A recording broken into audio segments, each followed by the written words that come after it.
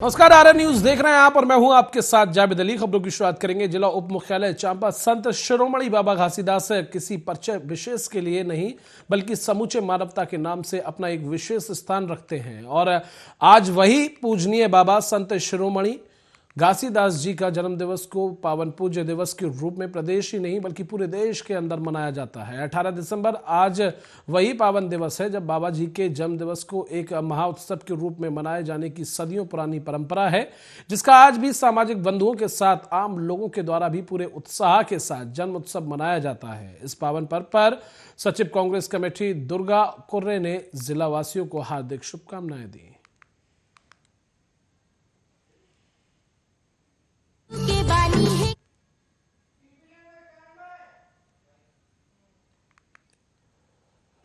उधर बुलंदशहर में सागौन के 22 पेड़ काटकर चोरी कर लिए गए। पुलिस ने पेड़ के तनों के साथ 3 पेड़ चोरों को गिरफ्तार किया है। पुलिस ने पेड़ चोरों के कब्जे से तनों के टुकड़े, 2 तमंचे, महिंद्रा पिकअप गाड़ी बरामद की है। शिकारपुर कोतवाली क्षेत्र के बादशाहपुर पचगई गेट के 2 के पास के ये पूरी घटना बताई जा रही है, जहां से इन चोरों को गिरफ्तार किया है।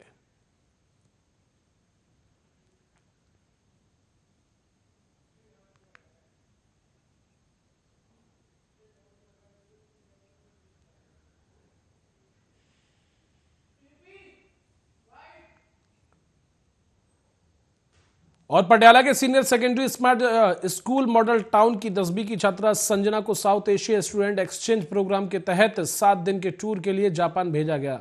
पटियाला वापसी के दौरान स्कूली द्वारा तथा इलाका निवासियों द्वारा संजना का जोरदार स्वागत किया गया। संजना स्कूल में 10वीं की कक्षा में 99% नंबर लेकर पहले स्थान पर आई थी। वह पंजाब में चुने गए 8 छात्रों में से एक है जिन्हें जापान 7 दिन के लिए टूर के लिए भेजा गया था।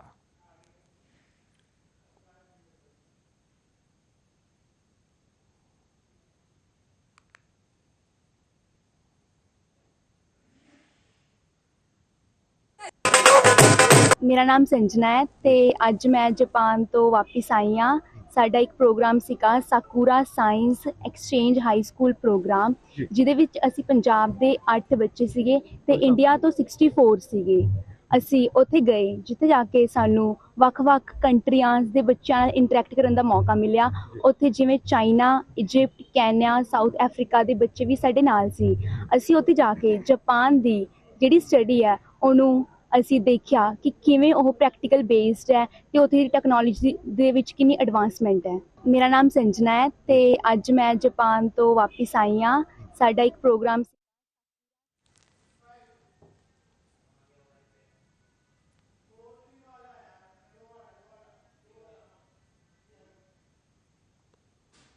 और पटियाला में बिक्रमजीत सिंह मजीठिया पटियाला में हुए सिट के सामने पेश। पटियाला पुलिस की ओर से भारी पुलिस बल की तैनाती भी की गई। इसके साथ ही सुरक्षा को मद्देनजर रखते हुए बिक्रम सिंह मजीठिया पटियाला में पेश हुए। भारी पुलिस बल इस मौके पर तैनात रहा।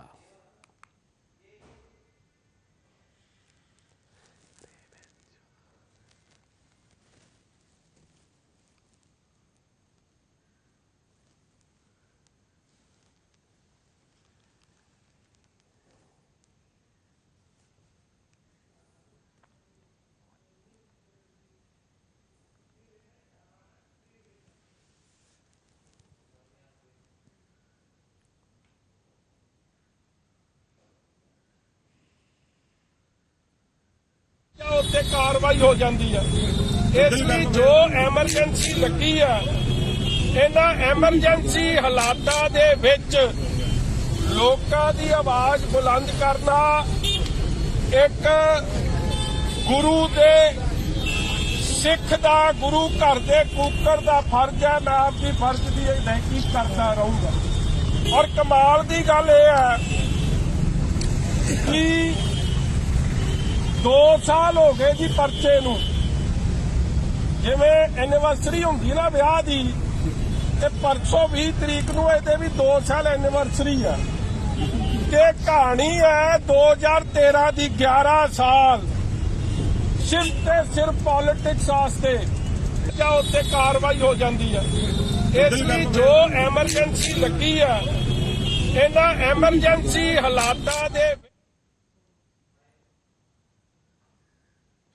उधर सीहोर के स्कूलों में अब छोटी बच्चियों को भी सुरक्षित नहीं, बल्कि सीहोर में 2 अलग अलग ऐसे मामले आए हैं जहां पर स्कूल ड्राइवरों ने 5 और 4 साल की बच्चियों को अपनी हवस का शिकार बनाया है। एक मामले में सेंट जॉर्ज स्कूल श्यामपुर में 5 साल की नाबालिग बच्ची को अपनी हवस का शिकार बनाया और उसके साथ ही दुराचार किया गया। दुष्कर्म के बाद नाबालिग बच्ची की हालत नाजुक बनी हुई है, जिसका इलाज अभी जारी है।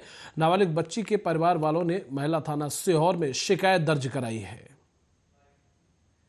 निवासरत 5 साल की बच्ची है, अभी नर्सरी कक्षा में अध्ययनरत है। उसके साथ एक 33 वर्ष के युवक के द्वारा दुष्कर्म किया गया है। इस पूरे प्रकरण में हमने पॉक्सो एक्ट के अंतर्गत मामले को दर्ज किया गया है। आरोपी को तत्काल गिरफ्तार करके जेल दाखिल किया गया है। प्रकरण में भी विवेचना जारी है।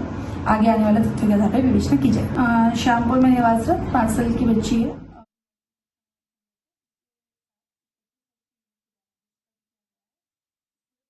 पुलिस ने मात्र 36 घंटे में नत्थू सिंह हत्याकांड का खुलासा किया है। इसे पुलिस की एक बड़ी सफलता भी माना जा रहा है। बताया जा रहा है कि नत्थू सिंह की अवैध संबंध के चलते हत्या कर दी गई थी। बड़े बेटे की बहू ने प्रेमी के साथ मिलकर ससुर नत्थू सिंह को मौत के घाट उतार दिया था। हत्या कर नत्थू सिंह का शव गांव के पास तालाब में फेंक दिया गया था। सीओ सयाना ने प्रेस कॉन्फ्रेंस कर इस हत्याकांड का खुलासा किया है। फिलहाल पुलिस को एक बड़ी सफलता हाथ लगी है। तो बहू ने प्रेमी के साथ मिलकर ससुर को मौत के घाट उतार दिया और अवैध संबंधों का आरोप ससुर पर था। फिलहाल इस बड़े हत्याकांड का पुलिस प्रशासन ने खुलासा किया है। प्रेस कॉन्फ्रेंस के दौरान इस बात का खुलासा हुआ और पुलिस ने दोनों ही आरोपियों को गिरफ्तार कर लिया है। बड़े बेटी की बहू ने ससुर को अपने प्रेमी के साथ मिलकर मौत के घाट उतार दिया था, जिसके बाद पुलिस ने अलग अलग टीमों का गठन किया और इस हत्याकांड की गुत्थी को सुलझाया, जिसमें दोषी बड़े बेटी की बहू और उसका प्रेमी निकला, जिसने इस वारदात को अंजाम दिया था।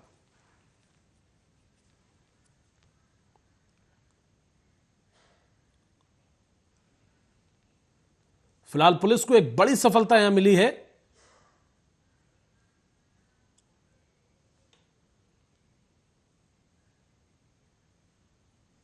पुलिस ने हत्या का खुलासा कर दोनों आरोपियों को गिरफ्तार कर लिया है, जिसमें एक महिला और दूसरा उसका प्रेमी शामिल है,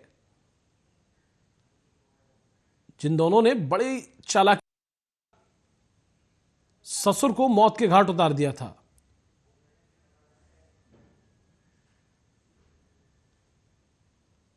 जिसके बाद टीमों का गठन पुलिस प्रशासन के द्वारा किया गया था और पुलिस ने तत्परता के साथ बड़ी सफलता यहां हासिल की है और इस हत्याकांड की गुत्थी को सुलझाया है।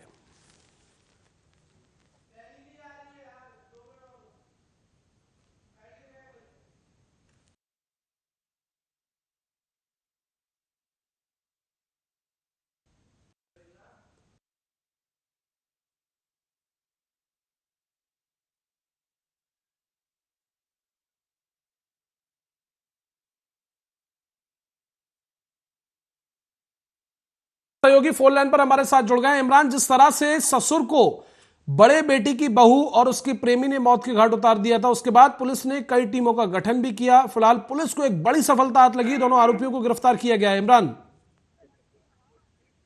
जी बिल्कुल सर, मैं आपको बता दूं कि मामला जो है चाना कोतवाली क्षेत्र का है, जहां एक पुत्र वधु ने बेटे की बहू ने ही अपने ससुर को मौत के घाट उतार दिया है और पुलिस ने 36 घंटे में ही नत्थू सिंह हत्याकांड का खुलासा कर लिया है। परिवारजनों का फिलहाल क्या कुछ कहना है इस हत्याकांड की गुत्थी के सुलझाने के बाद?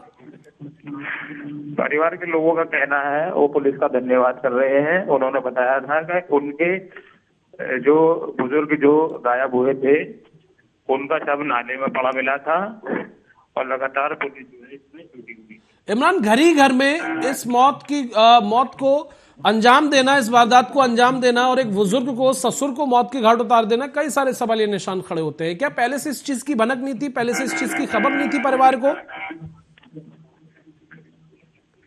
इमरान, बिल्कुल मैं आपको बता दूं, 15 दिसंबर 2023 नत्थू सिंह 65 वर्ष का शव नाले में बरामद हुआ था। नत्थू सिंह की चाकू से ईंट वार कर हत्या कर दी गई थी। थाने के सीओ भास्कर मिश्रा ने बताया कि पुलिस ने अज्ञात अगुवाओं के खिलाफ मामला दर्ज कर लिया था और पुलिस के लिए ब्लाइंड मर्डर केस खुलासा करना चुनौती बना हुआ था। पुलिस प्रशासन के वरिष्ठ अधिकारियों ने इमरान प्रेस कॉन्फ्रेंस के दौरान और क्या कुछ इस घटना के बारे में बताया? अधिकारियों का कहना है कि उन्हें एक सीसीटीवी फुटेज मिला था जिसमें बहू और उसका जो प्रेमी था वो निकलता हुआ जा रहा था। वही सीसीटीवी के आधार पर पुलिस ने आरोपियों की गिरफ्तारी कर ली। चलिए, बहुत शुक्रिया इमरान इस तमाम जानकारी के लिए।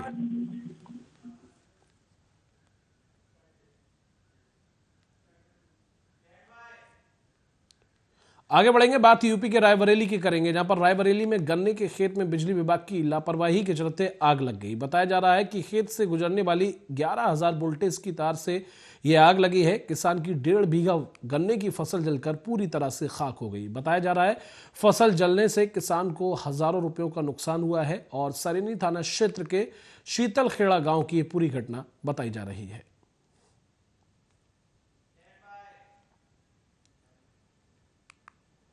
उधर चांद तहसील के अंतर्गत आने वाली ग्राम पंचायत नोला झिर ग्राम छोटी नीलकंठी के घरों में पानी घुसने से ग्रामीण परेशान हैं। परेशान ग्रामीणों ने बताया कि नहर प्रशासन 181 पर शिकायत करने के बाद भी नहर प्रशासन इस क्षेत्र में कोई ध्यान नहीं दे रहा। नहर कच्ची होने के कारण नहर का पानी जगह जगह से लीकेज हो जाता है, जिससे नहर के समीप के घरों में पानी भर जाता है और नहर के समीप बने खेतों की फसल भी पूरी तरह से खराब हो रही है।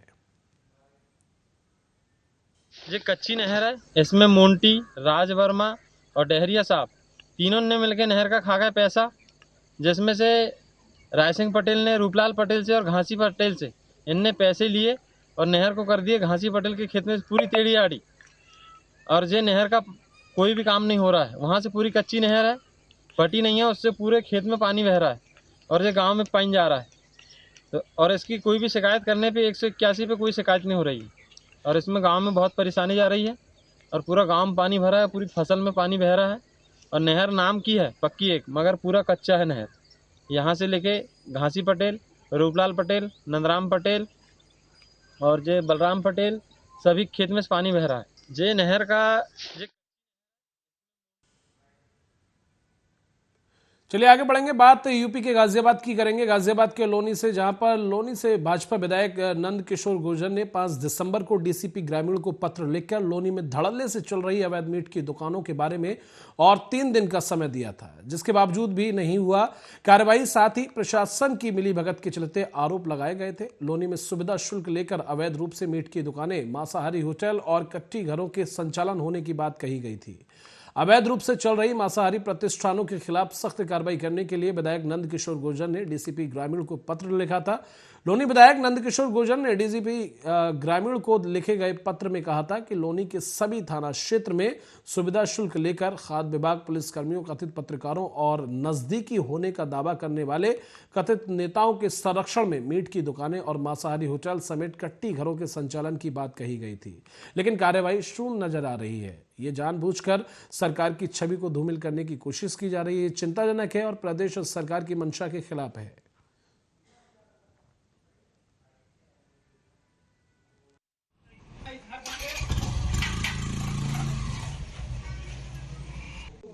मैं तो ग्राहक हूं।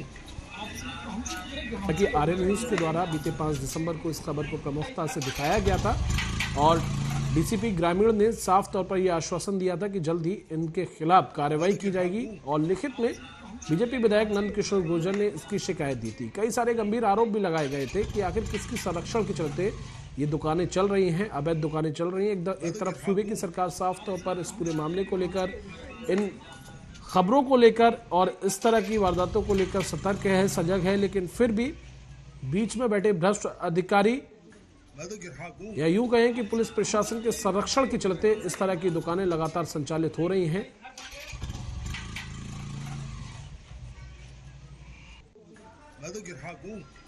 सुधाकर हमारे सहयोगी फोन लाइन पर हमारे साथ जुड़ गए हैं। सुधाकर, जिस तरह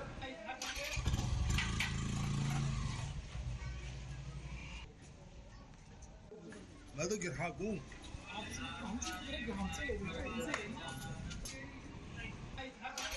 सुधाकर हमारे सहयोगी फोन लाइन पर हमारे साथ जुड़ गए हैं। सुधाकर, जिस तरह से बीते 5 दिसंबर को आर्या न्यूज ने प्रमुखता से इस खबर को दिखाया था और आर्या न्यूज पर बीजेपी विधायक नंदकिशोर गुर्जर ने इस बात का दावा किया था, पुष्टि की थी कि ये दुकानें अवैध रूप से संचालित हो रही हैं। डीसीपी ग्रामीण को इसकी लिखित में शिकायत भी दी थी, लेकिन अभी तक मामला शून्य नजर आ रहा है। कोई कार्रवाई अभी तक इन लोगों के खिलाफ नहीं की गई है। सुधाकर जावेद, मैं आपको बताना चाहूंगा कि 5 दिसंबर को नंदकिशोर गुर्जर जो विधायक है लोनी से जी, उन्होंने लिखित में शिकायत की थी कि 3 दिन के अंदर जितनी भी लोनी में संचालित है अवैध मीट की दुकान, सभी पर कार्रवाई की जाए।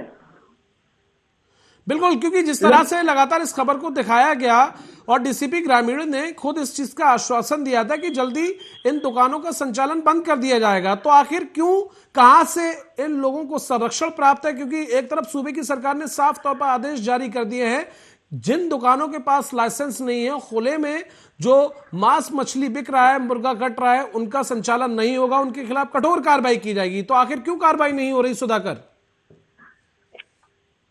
इसमें कहीं ना कहीं तालमेल मिलता हुआ नजर आ रहा है, क्योंकि विधायक नंदकिशोर गुर्जर ने भी लोनी प्रशासन पर गंभीर आरोप लगाए हैं कि कहीं ना कहीं साठगांठ के चलते इस कार्य को अंजाम दिया जा रहा है और लोनी में एयरक्राफ्ट अधिनियम के तहत कोई भी मांसाहारी दुकान को लाइसेंस नहीं दिया जा सकता है।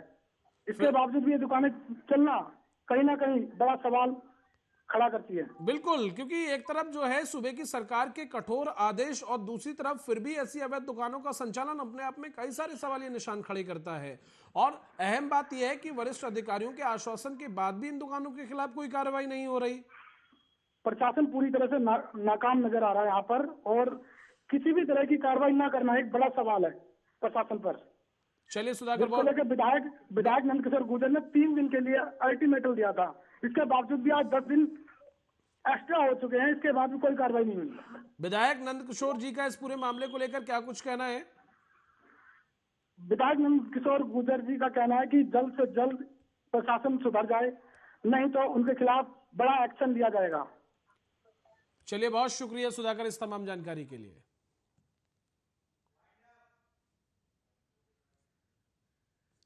चलिए, फिलहाल के लिए इस बुलेटिन में बस इतना ही। नमस्कार।